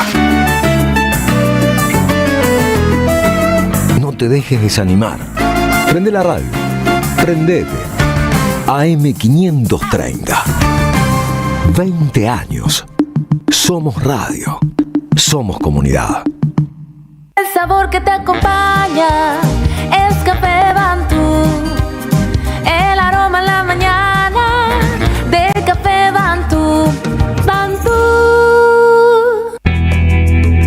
esperamos en el Centro Cultural de la Cooperación Florial Gorini para disfrutar de teatro, danza, música, espectáculos para las infancias, conferencias y presentaciones. Podés compartir un rico café o leer un buen libro en la calidez de nuestra planta baja. Recorre nuestra agenda en www.centrocultural.coop y seguinos en las redes sociales.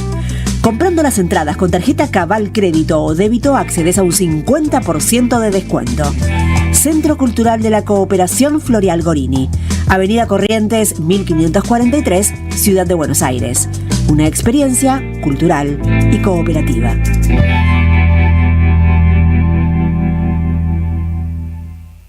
Vení a conocer la provincia de Buenos Aires. Turismo todo el año. Provincia Bonita, Argentina. Más información en buenosaires.tour.ar. Gobierno de la provincia de Buenos Aires. Opiniones críticas y cítricas. Sandra Russo en Somos Radio AM 530.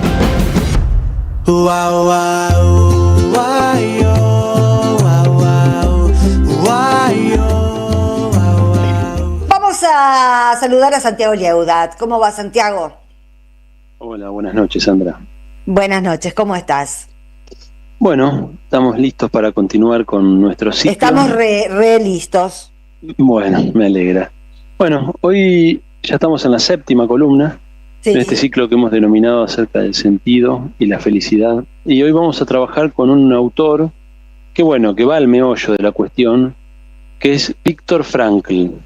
Ajá. Viktor Frankl es un psicólogo austríaco que allá por el siglo XX, digo allá por el siglo XX, parece que pasó hace allá, tanto. claro, en el siglo pasado, claro. El siglo pasado. Él comenzó ya en los años 20 y 30 a desarrollar un tipo de psicología original. Él se había formado con Freud, también se había formado con Adler, pero él empieza a desarrollar un cruce original con el existencialismo que empezaba a emerger por aquellos años en Europa, y va a desarrollar una forma original, digamos, de terapia psicoanalítica que va a ser el análisis existencial, también llamado de la logoterapia. Ah, mira vos. En ese entonces esto no prosperó o no se hizo conocer demasiado, tampoco eran años aquellos en Europa como para dar demasiadas discusiones, ¿no? Los años 30 ya eran los años del ascenso del nazismo. Uh-huh. Y esta persona que era judía de religión, de familia, va a quedar preso en los campos de concentración nazis, ¿no? Va a pasar por 4 campos de concentración. Toda su familia va a ser asesinada, va a sobrevivir él únicamente. Y a poco de salir de los campos nazis, él va a publicar un libro que va a ser el que definitivamente lo va a dar a conocer al mundo, que es el libro El hombre en busca del sentido. Este libro se ha vuelto un clásico, es uno de los libros más leídos del siglo XX. Y bueno, sobre él vamos a trabajar en la columna de hoy, porque, bárbaro, como les digo, no es que él en ese libro del 46 desarrolla su enfoque y su método. Él ya lo había trabajado en los años 20 y 30, pero indudablemente la experiencia que le tocó atravesar lo marcó, ¿no? Definitivamente, y el abordaje que él va a hacer a partir de esa experiencia le va a permitir que, bueno, en las décadas siguientes su obra se difunda por todo el mundo. ¿Qué es lo que él vivenció? Bueno, no vamos a entrar en detalle, ¿no? Creo que todos imaginan lo que habrá sido esos años en los campos de concentración. Solo que él, por el enfoque que ella venía trabajando, lo va a abordar desde esta psicología existencial que él estaba creando. Y él lo que va a encontrar, va a descubrir un poco, ella lo venía planteando teóricamente, pero lo va a confirmar, digamos, en su experiencia en estos centros de exterminio. Él va a encontrar que en el ser humano hay una voluntad de sentido, así le llama. Por eso digo que va al meollo de nuestro ciclo. Uh-huh. Va a plantear que la motivación principal del ser humano, y acá se diferencia de otras escuelas de psicología que plantean el placer como motivación o el poder, bueno, va a plantear que la motivación principal del ser humano es la búsqueda del sentido. Y él va a encontrar en la experiencia, en estos años de encierro y de padecimiento, él va a encontrar que aquellas personas que en ese contexto tan brutal y tan dramático eran capaces de encontrar un sentido, eran personas que lograban llevar adelante mejor, digamos, ese periodo ahí dentro, ¿no? Es decir, que él encuentra... ¿Pero qué sentido podían encontrar ahí adentro? Bueno, él va a hacer mención, por ejemplo, a aquellos que... Bueno, ahora vamos a ir ahí, ¿no? A lo que se llama los valores actitudinales, pero antes de eso él va a hacer mención... De hecho tengo la cita por ahí, pero tengo que buscarla. Acá dice, ¿no? Dice, los que estuvimos en campos de concentración recordamos a los hombres que iban de barracón en barracón consolando a los demás, dándoles el último trozo de pan que les quedaba. Puede que fueran pocos en número, pero ofrecían pruebas suficientes de que al hombre se le puede arrebatar todo salvo una cosa, la última de las libertades humanas, la elección de la actitud personal ante un conjunto de circunstancias para decidir su propio camino, ¿no? O sea, él va a enfatizar que en definitiva, aun cuando no te queda ninguna libertad, digamos, cuando estás en una situación extrema, que por supuesto no es la situación normal en la cual estamos las personas, pero digamos en estos casos extremos sirve para detectar algunas manifestaciones humanas muy profundas. Claro. Es decir, que aún en el extremo de la pérdida total de la libertad, hay una libertad interior que no te puede ser arrebatada, ¿no? Sí. Y él va a anclar ahí, en esa libertad interior, la confirmación desde su punto de vista de que además de una dimensión física y una dimensión psíquica, el ser humano tiene una dimensión que él va a denominar no ética o espiritual, que es la dimensión del sentido, ¿no? Claro. Que es el sentido que le va a permitir a esas personas aferrarse a su dignidad humana y no perder y no despersonalizarse completamente y no perder ese acto de solidaridad de ir de barracón en barracón llevando, ¿no?, un poco de pan, ¿no? Entonces él va a plantear que este sentido, que siempre es concreto, que siempre es singular, es decir, no es que se puede trasladar de un caso al otro, pero que en definitiva a estas personas les permitía sostenerse. Y yo pensaba un poco haciendo una analogía con situaciones más cotidianas, porque sabemos que estas situaciones son un tanto extremas, y pensaba qué común es esto en el caso de una enfermedad física, ¿no?, cuando alguna persona atraviesa algún padecimiento, y cómo hay personas que logran encontrar algún sentido para salir adelante, ¿no? Y de hecho leía el periódico este fin de semana que había una entrevista a un pianista italiano que estuvo en Buenos Aires hace poco, que estaba atravesando un cáncer, ¿no? Y justo el pianista, yo preparaba esta columna, ¿no?, y justo confirma lo que dice Franklin, ¿no? Dice: componer este concierto que quise llamar MM22 me ayudó a darle un sentido al miedo, a expresar cada una de mis emociones, de la alegría al dolor, de la oscuridad a la luz. No sé qué ocurrirá en el futuro, pero en aquel momento crear fue mi manera de seguir vivo, ¿no? Es decir, cómo esta persona, en el contexto de la enfermedad y del temor y, bueno, de lo incierto que significa atravesar una enfermedad seria, encontró un sentido, ¿no?, y pudo encontrar en ese marco. Entonces Frankl va, desde esa experiencia que es extrema, va a plantear que esta voluntad de sentido es constitutiva del ser humano y que en definitiva está presente en todos los momentos de nuestras vidas, ¿no? Y de hecho, desde el punto de vista psicológico, él va a identificar un tipo de neurosis específica, que va a denominar la neurosis noógena, que es la neurosis derivada de la falta de sentido. ¿Cómo es la neurosis ¿La neurosis cómo? Le va a llamar noógena. Noógena. Sí, que tiene que ver con la experiencia de la falta de sentido, ¿no?, y de la pérdida de sentido. Y de hecho lo va a identificar fuertemente con las sociedades contemporáneas. Y sí, nos vamos a enfermar muy pronto todos de eso. No, es que va a encontrar, fíjate vos, ¿no?, esto lo escribe hace 50, 70 años, y va a identificar que la depresión, la apatía y las adicciones son manifestaciones de esta neurosis producto de una falta de sentido, ¿no? Entonces, ¿cuáles son los caminos al sentido, ¿no? Él va a plantear que el ser humano se realiza el sentido a través de los valores, ¿no? Le da una importancia muy grande a los valores, y va a plantear que hay tres categorías de valores. Unos valores que son los valores de la creación, los valores creativos, ¿no?, aquellos que tienen que ver con lo que hacemos, que tienen que ver con el crear, con el actuar, es decir, con lo que el ser humano aporta al mundo, ¿no? Entonces hay un conjunto de valores que van a permitir realizar el sentido, que tienen que ver con nuestra posibilidad de crear, ¿no?, nuestra potencia creativa. Después hay valores que él llama vivenciales o de la experiencia, que tienen que ver con lo que amamos, con la belleza, con la verdad, con una forma de percibir el mundo, ¿no? Es decir, lo que el mundo nos aporta a nosotros. Y hay un tercer conjunto de valores que son los que en definitiva le resultan decisivos, ¿no?, en cierto punto a él, que es lo que él llama los valores actitudinales, ¿no? Que tienen que ver con esta toma de posición ante los condicionantes que no podemos cambiar. Claro. ¿No? Como que ahí se evidencia algo muy profundo del ser humano.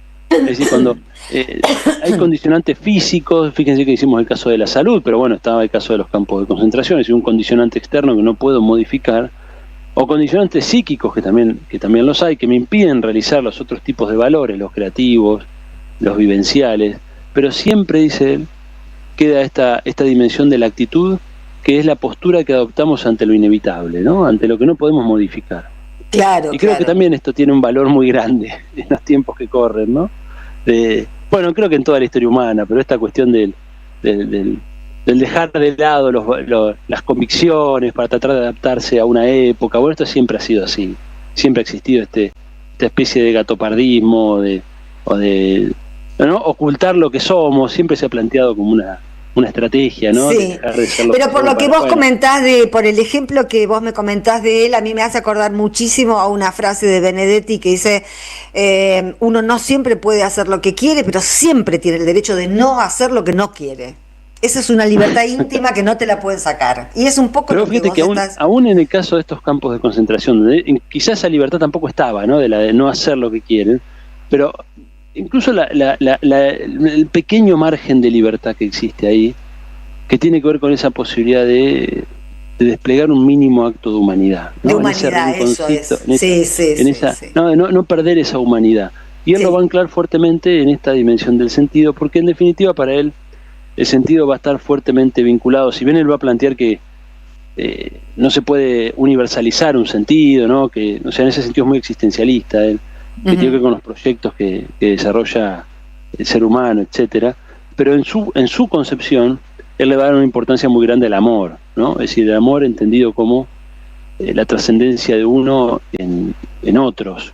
De hecho, él va a plantear, y se me viene a la cabeza, él va a plantear que en ese contexto tan extremo, lo que te sostenía era aferrarte a la imagen de un ser amado, ¿no? Esto es muy típico, muy bueno, lo hemos visto en 1000 películas, ¿no? Y en situaciones seguro de la vida de cada uno, pero va a plantear que cuando todo está perdido siempre te queda el amor, ¿no? Como un anclaje que te mantiene atado a la vida, ¿no? Entonces, él no va a decir que esto sea lo universal, pero sí va a ser el tipo de actitud que él va a proponer en estas circunstancias, ¿no?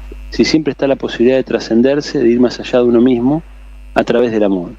Entonces, para ir cerrando, Frankl creo que introduce una cosa interesante acá, esta voluntad de sentido que incluso uno la puede rastrear en distintas culturas, en distintos momentos de la historia y en distintas manifestaciones de lo humano, ¿no? Es decir, buscar encontrar una meta en la vida, ¿no? Esa meta que te sostiene, que te hace levantar todos los días, que te hace dar un poquito más de vos, trascender tus cansancios, tus miedos, ¿no? Todas esas limitaciones que a veces no, y que en este momento son tan fuertes, ¿no? Tus desmoralizaciones y seguir adelante, ¿no? Y ese sentido él lo ancla en esta dimensión que va a plantear también que es la dimensión que le otorga unidad al ser humano, ¿no? Él va a decir que lo físico y lo psíquico tienden a la dispersión. En estos tiempos de dispersión creo que se confirma, pero que es el sentido lo que a vos te logra o lo que te permite mantener la unidad en una vida, ¿no? A lo largo de una vida. Así que, bueno, me parece que es un aporte interesante para estos tiempos que corren de tanta... Ay, sí, que le estamos buscando el sentido a cosas que no encontramos sentido por ninguna parte. Mira, yo encuentro el sentido. O sea, creo que encontramos el sentido. No hay que dejarse vencer por los discursos de la desmoralización y la derrota. Parece que pero también uno puede observar muy críticamente el mundo en el que estamos viviendo y bueno, empecé este programa diciendo las cosas están fuera de lugar, está todo desordenado. El tema es volver a ordenarlo de una manera un poco más piadosa, ¿no? Absolutamente, y bueno, y de eso se trata, y creo que por eso lo vengo planteando a lo largo de este ciclo. Creo que la cuestión del sentido es un punto, y creo que Frankl hace 80 años, cuando identifica un nuevo tipo de neurosis, se estaba anticipando a algo, ¿no? Es decir, logró entrever algo que se venía, algo que quizás ya se estaba manifestando, y que el capitalismo en su vorágine y esta modernidad enloquecida en la que estamos, nos dejan desprovistos de sentido. Entonces yo creo que... Vos sabés que me haces acordar a que yo muchas veces insistí con que, sin conocer la obra de Frankl, por supuesto, ¿no? Pero muchas veces insistí con que cuando se aproximaban las nuevas ultraderechas, con que llegaron atravesadas por una escuela, por una corriente, que es la corriente del nonsense, del sinsentido. Si uno se pone a estudiar a estos nuevos personajes políticos de ultraderecha, lo que dicen no tiene sentido. Lo que hacen muchas veces no tiene sentido. Y justamente me parece increíble esto de Frankl, porque hay como una especie de búsqueda del enemigo, de que perdamos el sentido. Absolutamente. Y fíjate que, sin embargo, hay una paradoja ahí, ¿no? Porque esto que vos estás señalando es así, lo comparto de todo punto de vista, pero al mismo tiempo refuerzan o por lo menos actúan sobre determinados sentidos como muy tradicionales, o sea, buscando recomponer una unidad perdida apelando a Dios, patria, familia, ¿no? O sea, como un discurso neoconservador que luego no se sostiene porque todo su proyecto no va en ese sentido tampoco, ¿no? Pero no, porque no lo dicen en serio tampoco, no dicen nada en serio, no creen en nada. Es una combinación paradójica que hay, ¿no? Porque por un lado es un capitalismo desenfrenado, que justamente arrasa con eso, pero por otro lado levantan la voz y por eso se producen algunas alianzas un poco extrañas a la nueva derecha a veces, en actores, en personas y en discursos, ¿no? En fin, son temas para seguir profundizando. Seguiremos entonces profundizando. Gracias, Santiago, hasta la semana que viene. Gracias. Sepa, hay mensajes.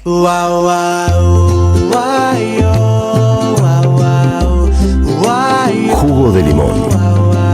Un programa antioxidante.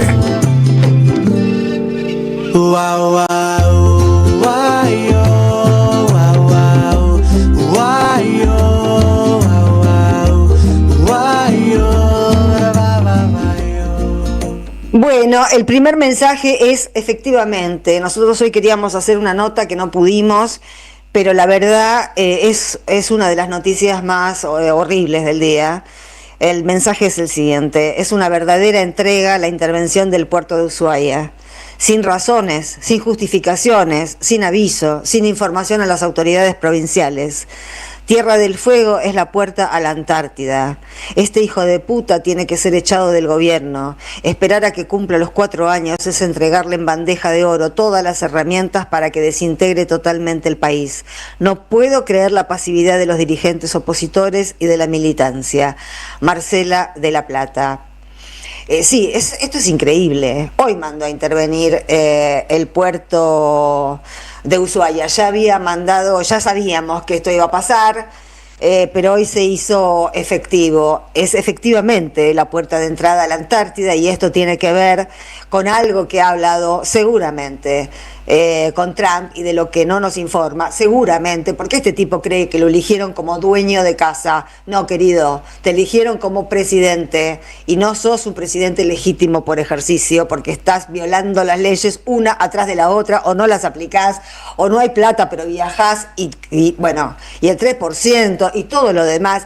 Pasan efectivamente, como dice Marcela de La Plata, si a uno le hubiesen contado hace unos años que iba a estar pasando todo esto, qué quilombo se iba a armar, ¿no? Qué quilombo se iba a armar. Bueno, no se armó ningún quilombo. Y no me refiero a los que cantaban Si la tocan a Cristina, qué quilombo se iba a armar, porque la propia Cristina es la que es pacifista en ese sentido. Nunca hubiese llamado Cristina a que alguien vaya a poner el cuerpo por ella.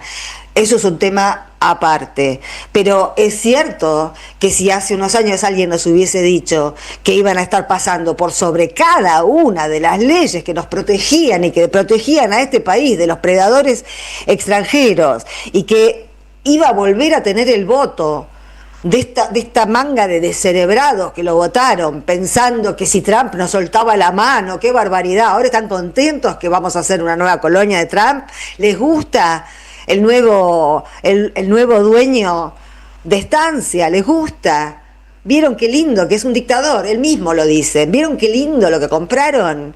Ustedes que no les gustaba Maduro porque era un dictador, que no les gusta Venezuela, no les gusta el comunismo, pero votaron a un hijo dilecto de un dictadorzuelo como es Trump, porque ni siquiera es un dictador hecho y derecho, es un dictadorzuelo.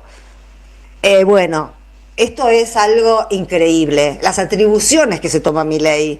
Pero ¿por qué se las toma? Y yo insisto, nunca hay que ver a Milei solo, porque solo el Milei no hace nada.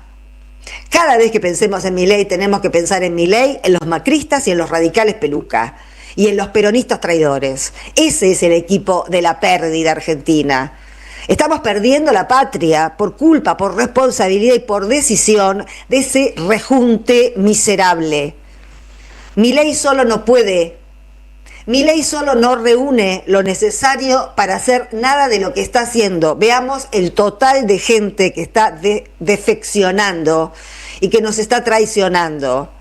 Yo no puedo creer cómo vuelven a votar en Chubut a Torres, no puedo creer cómo vuelven a votar a Milei a nivel nacional. No lo puedo creer, realmente el nivel, bueno, la pérdida de sentido, el nivel de confusión es tan grande, o el nivel de miserabilidad que hay dentro de esta sociedad es tan grande. Pero bueno, espero que se vayan avivando por lo menos. Espero que poco a poco algunos cerebros vayan reaccionando, si es que no están del todo podridos. Disculpen la vehemencia, pero intervenir el puerto de Ushuaia sin motivo alguno, salvo que a Trump le interesa el agua, es algo increíble, que merecería una interpelación mañana. Pero jamás un funcionario libertario va a ir al Congreso a interpelarse, a dejarse interpelar. Nunca, nunca. No lo van a hacer. Ni van a acatar la ley, entendámoslo. Son una fuerza de ocupación a la que ustedes, los que lo votaron, los descerebrados que lo votaron, les dieron el poder. Les dieron el poder y la chapa de presidente. Pero no está siendo un presidente legítimo. Nadie es legítimo cuando no acata la ley. Si hoy Adorni dijo que no va a acatar la ley porque no hay plata, cuando sabemos perfectamente que están cobrando sobornos desde que asumieron, ¿cómo puede ser que los senadores ganen 10 palos y no haya plata para aplicar la ley de discapacidad? Bájenle los sueldos a los senadores. Cobrarle impuestos a Galperín, como te lo venimos diciendo desde hace 2 años. Córtenla con las exenciones impositivas a los ricos. Volvé a poner bienes personales. Hay muchas soluciones. Pero esa ley se tiene que cumplir. Si acá no hay alguien con los ovarios o con los huevos bien puestos para llegar a esa conclusión desde la oposición, es que no tenemos oposición y entonces nada sirve para nada. Ojalá que la oposición... No digo, cuando hablo de la oposición no me refiero al peronismo y a la izquierda que están siempre más o menos en el mismo lugar de oponerse, pero les falta la potencia que hubo coyunturalmente cuando precisamente salió la ley de discapacidad. Esa ley es ley, porque algunos de los que están apoyando hoy a Milei dejaron de apoyarlo porque no les convenía, porque estaban especulando. Esas ratas, porque no son otra cosa que ratas, que prestaron su voto para una ley justa como la ley de discapacidad y ahora lo retiran porque les tiraron un poquito de tarasca. La verdad no merece, son tan ilegítimos como Milei a nivel provincial. Bueno, avívense los chubutenses. No está siendo legítimo en ejercicio ese gobernador, los está traicionando de acá a la China, piden que no se done guita para los incendios, porque los brigadistas tienen todo lo que necesitan. ¡Mentira! El fuego volvió a recrudecer hoy en Chubut. Y es mentira que los brigadistas tienen todo lo que se necesita. Es mentira. Lo dice Torres por televisión para no quedar como un gobernador pobre. Si sos pobre Torres, porque Milei, a quien vos apoyás, no está mandando lo que tiene que mandar, lo que tenía obligación de mandar. Encima, bueno... voy a seguir con los... perdón, ya me comí la mitad del tiempo de los mensajes. Hola Sandra, el dólar dejará de ser la moneda de referencia global por el ya vigente yuan digital y la aparición de la UNIT con respaldo. Buen momento para diferenciar riqueza y dinero. La riqueza está en el territorio, la valorizan los trabajadores y se traduce en dinero. La política define cómo se distribuye ese dinero. 1945-1955, 2003-2015, distribución peronista. Luego, mucho para pocos y el resto empobreciéndose. Abrazo, Héctor. Sí, es tal cual. Estimada y querida Sandra Russo, vivimos al compás de la bicicleta financiera generando deuda todos los días. Algún día Caputo dejará de endeudarnos, ni lo sueñes, deja de ser Caputo si deja de endeudarnos. Lo que distingue a un Caputo es que se endeuda. o que encarga mesas de luz en el conurbano. Lo sacás de ahí y no existen los Caputo. Le mando un beso, que ande bien. Jesús Hugo de Lanús. Otro, no tomamos real conciencia y nos adaptamos al algoritmo perfecto. No lo puedo soportar. Victoria de Flores, abrazo. No soportemos. Lo que es insoportable no hay que soportarlo, les aviso.